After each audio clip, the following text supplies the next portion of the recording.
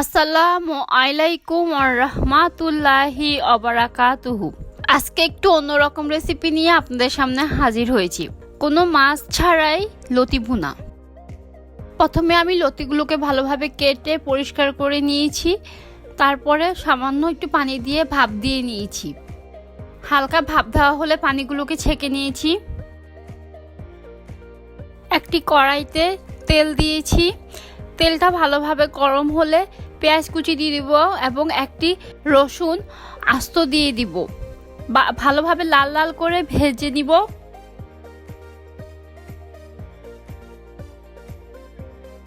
পেঁয়াজ ও রসুন ভালোভাবে লাল লাল করে ভাজা হলে সামান্য একটু আদা রসুন বাটা দিয়ে দিব এবং স্বাদ মতো লবণ দিব। পরিমাণ মতো হলুদের গুঁড়া দিয়ে হালকা ভেজে নিব। হাফ কাপ পরিমাণ পানি দিয়ে সামান্য মরিচের গুঁড়া দিয়ে নিব এবং ভালোভাবে কষিয়ে নিব।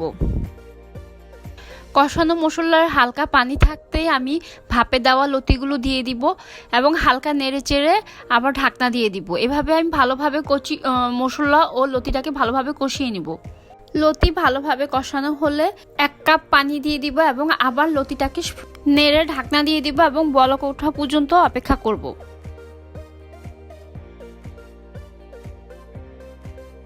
বলক উঠলে আমি 1 টেবিল চামচ পরিমাণ নারকেল বাটা দিয়ে দিব। আমার নারকেলটা ফ্রিজে বাটা ছিল। নারকেল বাটা দিয়ে আমি পানিটা শুকানো পর্যন্ত অপেক্ষা করব।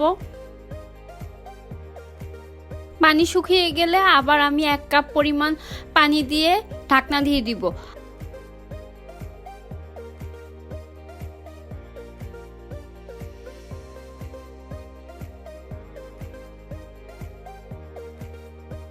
কিছুক্ষণ পর পর নেড়ে দিব। পানি যখন প্রায় শুকিয়ে আসবে তখন আমি মিডিয়াম আঁচে লতিটাকে শুকিয়ে ফেলবো।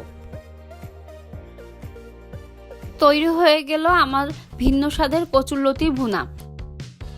নতুন নতুন ভিডিও পেতে আমাদের পাক শিল্প চ্যানেলটিকে সাবস্ক্রাইব, লাইক ও কমেন্ট করে আমাদের সাথে থাকুন।